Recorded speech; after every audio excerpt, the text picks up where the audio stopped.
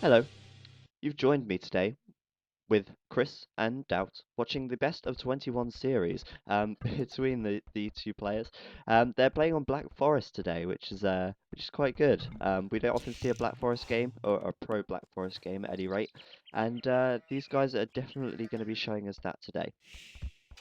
So we've got Chris in green, playing as Orcus here, and we've got DauT in blue, and they're both playing as Celts as well. And Celts are really great for Black Forest maps. They are definitely one of the best civilizations for Black Forest, with their extremely good siege units, and it should be an interesting game.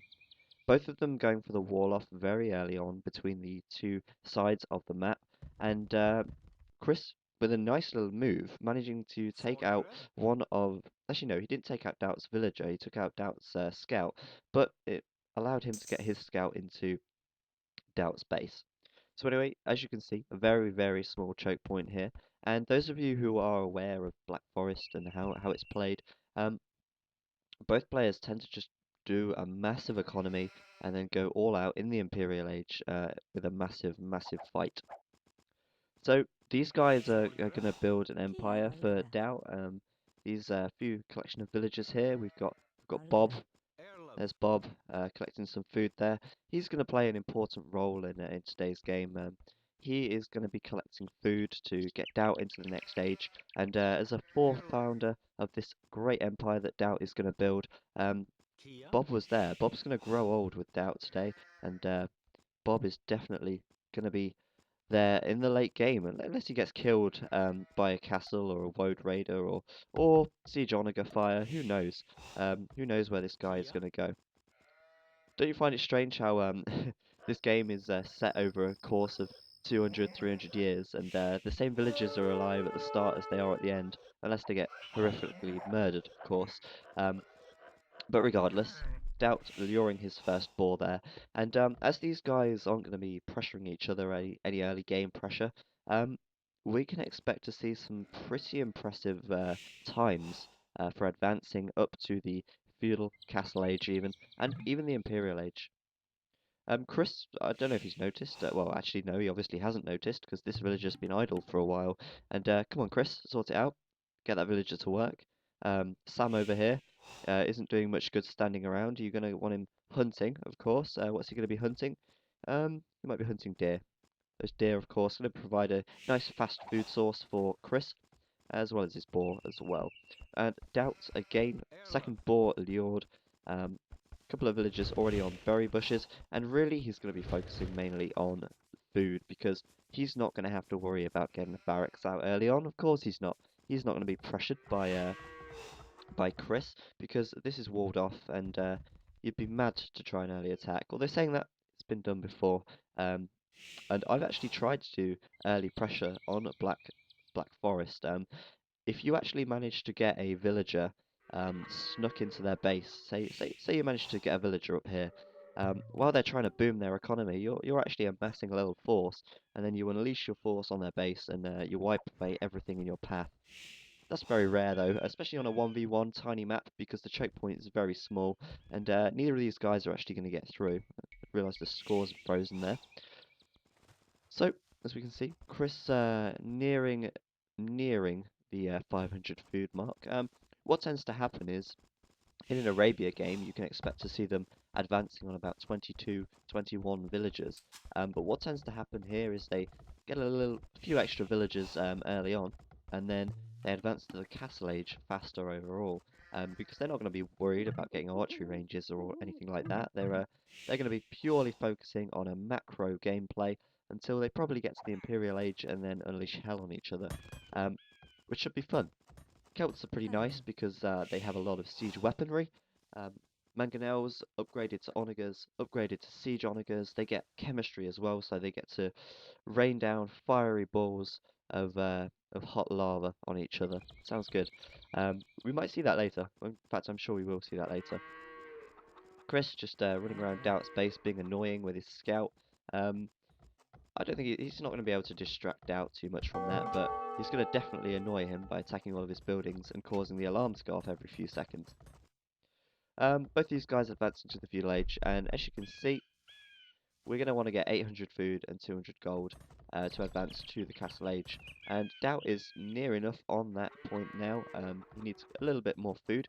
Of course, he's going to need 2 feudal age buildings as well, market and blacksmith, or market and blacksmith, which are right here. And they're going to go up, and as soon as they're up, he's going to have enough resources to advance to the next stage. Nice, nice, nice. And as we can see, Chris doing exactly the same here, blacksmith and market. Now the reason they get blacksmith and market as their feudal age unit buildings instead of, for instance, a archery range or a stable is because in order to build an archery range or stable, you need to have a barracks first, which of course means you're going to have to spend an extra 175 wood, and that would just be a waste of time, effort, and resources. Both of these guys going up to the Castle Age, 27 population each, almost an identical build from each of them. However, as we can see the scores though, DauT is actually ahead by 100 points, and I'm not sure why that could be. They shouldn't be that far ahead, far apart in score. I suppose it's not a massive gap, but it does show that DauT has obviously managed his economy slightly better so far this game with his decision making early on. And really, how you make your decisions early game really does affect your long game. So anyway, Bob over here. This could be Bob. This could be Bob. I don't know. They all look the same these days. He's still building away, gathering away, doing whatever he's doing. See if he's going to be under threat later on. But he's definitely doing a good job for his empire. He's just sowing a new farm there, minding his own business. He's been hurt though. He's injured, but I'm sure he can deal with that. Right. So what is DauT and what is Chris doing? What are they doing? At the moment, still not a great deal. They've both reached the Castle Age, which means that town centres are coming out. There's 2 coming up for DauT, and Chris again 1 town centre over here and another over here, and they're both going to be trying to get town centres on gold because, of course, gold is vital to these kind of games. Now, you might have seen some of the deathmatch games that I've posted in the past, and I've always stressed on those games how important gold is. And both of these guys should have the same amount of gold on either side of the map. We've got 4 gold piles for DauT, plus a large one at his base, and we've got 1, 2, 3 gold piles for Chris. Problem: Chris doesn't have as much gold as DauT does.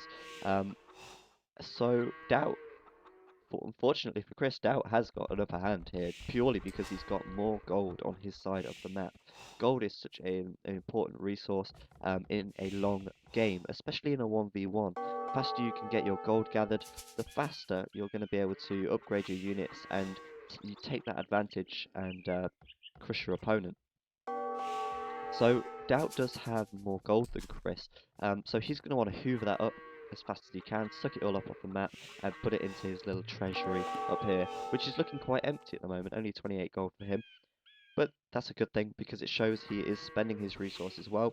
Spending your resources, distributing them as well as possible, leads you to gain an advantage overall, as you've not got resources sitting around doing nothing for no reason. So both these guys still on 3 town centres each now, and it wouldn't surprise me if they go for a 4th before long. They're going to need a bit more stone before that can be completed.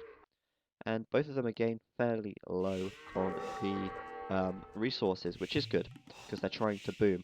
Orcus, Chris even, 48 population to DauT's 57, so DauT is getting ahead here, and one of the biggest problems that I face at any rate, and I'm sure a lot of other people face when they get to the Castle Age, is that they don't have enough food income to support the production of villagers from each of these town centres consistently. So you end up with gaps, and things start to slow down. Chris now, Chris, DauT even, 4 town centres for him. Chris with 4 as well, and they're pretty much level pegging. Although DauT does have a 150 score lead at the moment, I'm sure he can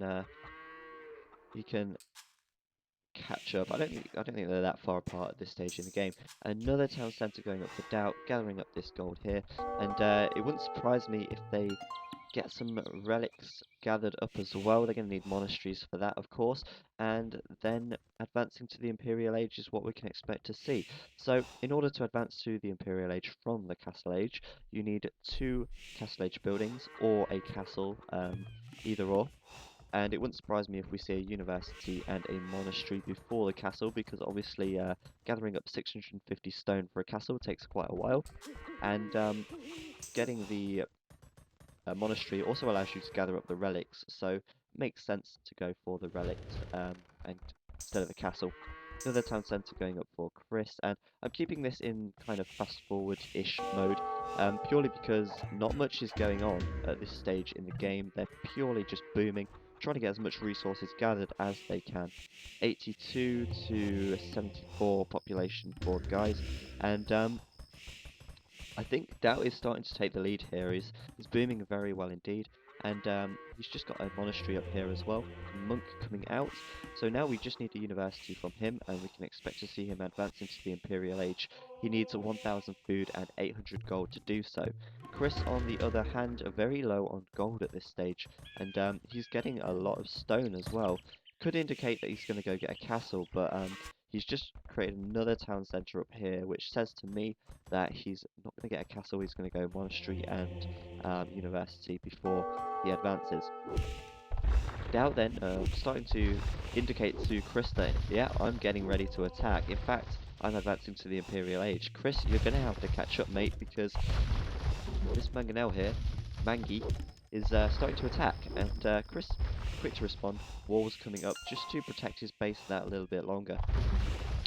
Now, Mangonel, obviously not going to do that much damage to a stone wall, but as soon as DauT upgrades to the Imperial Age, or even advances to the Imperial Age, he will be ready to rumble, and he is going to upgrade to Onagers, because Onagers are badass, and they kill a lot of stuff. Onagers are great, and you can even upgrade them to Siege Onagers if you really want to, just to throw some extra rocks at your enemies. That's always fun. So as you can see, Monk with a relic there, and there's another relic over here. DauT is collecting them up slowly but surely. That's the first one to be collected momentarily. Chris, not really doing a lot. Is he advancing to the Imperial Age? Yes, he is, and he's not that far behind DauT, really. Chris with a... In fact, I don't even know where his university is.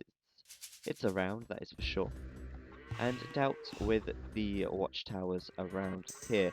Now, the reason he builds watchtowers is so he can keep an eye on what Chris is doing. Chris could be extremely sneaky, bring out some siege onagers from here and cut through here, catch him off guard, and swoop through his base without further ado. DauT though, onagers are being researched and castle going up, so he's getting ready to go on a full-out attack, and I don't think Chris is really ready for this at the moment. Castle up for him and a siege workshop, but no military units as of yet. Also still building walls, and he's planning to slow DauT down, but as soon as he's upgraded to onagers, it's not going to take long for DauT to break his way through these stone walls. They're pretty weak, let's be honest. And Chris finally reaching the Imperial Age. Onagers now poised, ready to attack. You've seen the amount of walls here, though. Chris is very heavily walled off, and I don't think DauT is going to go for the immediate option of taking out the walls. Gathering up this gold down here, and DauT with another castle now up as well. Has he got any infantry out? Not yet, no. Siege onagers being researched though, and that's not taken him long at all. DauT is definitely getting ahead there, and what is Chris doing? He's building Woad Raiders. They are not elite Woad Raiders yet, and another castle again. It does seem to me that Chris is playing very defensively right here. He's got 1,700 gold in the bank. DauT has got 600 in the bank, but he's been spending his gold very heavily. Siege onagers already researched, Woad Raiders being created, and elite Woad Raiders being researched. DauT is getting ready for a full-on attack. 172 population to 164. They're still not far apart, but the score lead says otherwise. DauT moving in, and hey, you know what he says? He says, screw the system. I'm just going to waltz through here, cut down these trees. I know you put some walls up, but I'm sorry, I'm just going to ignore these walls and just go totally around the other side, cut through the forest, and oh, what's this? Absolutely nothing to protect Chris from this direction. So he's got to know that DauT is about to come and attack him. Elite Woad Raiders at the ready, swooping in now, and that's going to be some few dead villagers there.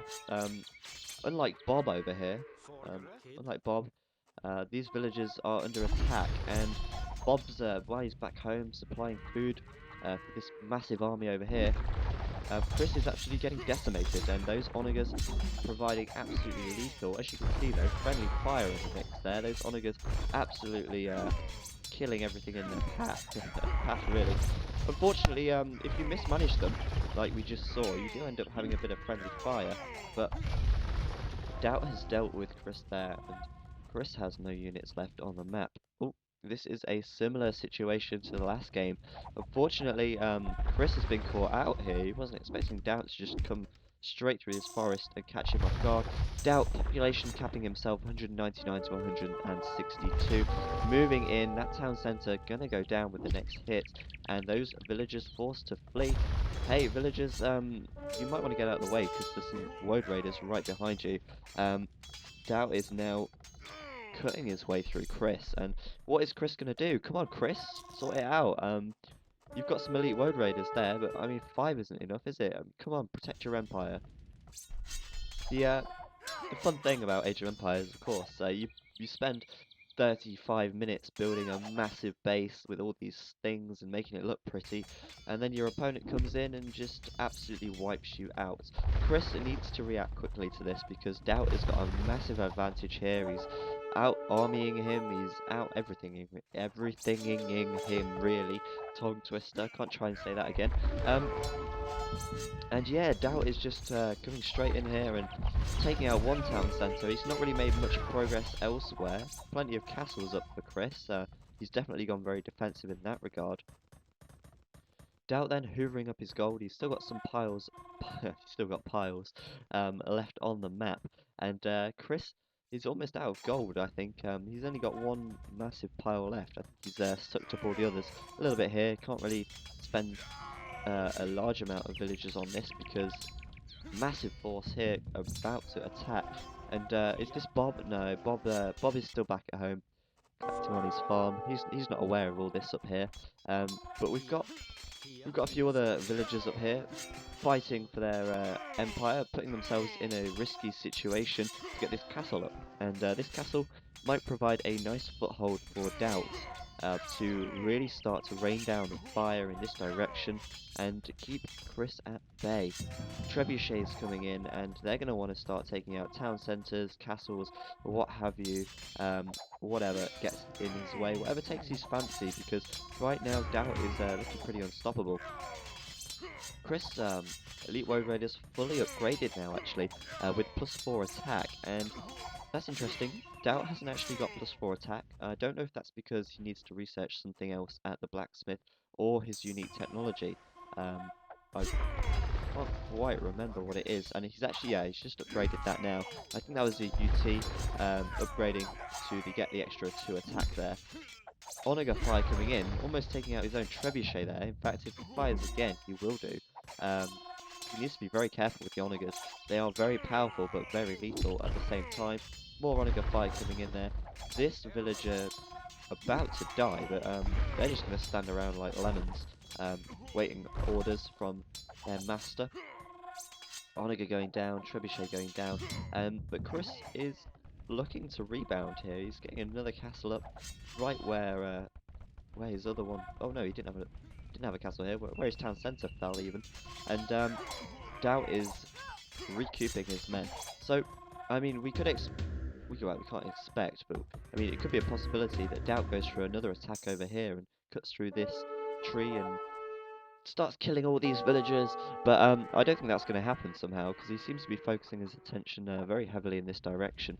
Chris is knowing where the attack's coming from, but it doesn't seem like there's a lot he can do about it, other than kite back into his base and wait for these castles to slowly pick away at DauT's Woad Raiders. 189 population to 175. Chris really isn't far behind population-wise, but let's have a look at their gold. DauT on 1,400 gold. Chris on 1,000. So really, they're limited by how much food they can collect at this moment in time. There's definitely no shortage of gold for either player at this stage, although unfortunately for Chris, he has got the disadvantage at the moment. Someone's just calling me, I'll just have to ignore that. And yeah, so Chris regaining some strength now. He's managed to amass a large amount of Woe Raiders up there, and he could even rebound from this. Although, DauT, hell of a lot of Siege Onagers still moving up with them, and they are doing a lot of damage there. Taking out one trebuchet. This castle going down, and oh, Chris didn't cancel that trebuchet, so he's just lost 200 wood and 200 gold. Onager Fire coming in, needs to be careful not to take out his own men again. Still trebuchets firing upon this castle, but Chris now on the back foot because here comes DauT. He's just researched chemistry. That trebuchet going down, more Onager Fire coming in, more trebuchets laying down the fire from the back, and really it looks like DauT has took this one as well because um, that's just so much pain right there. Pain, damage, fire, sword, steel, whatever. DauT absolutely punching his way through there, and Chris just not able to respond. Um, I don't know really how Chris could have won that. Maybe if he had boomed a little bit better. I mean, DauT did get a nice score lead early on, and that could have been due to his booming ability.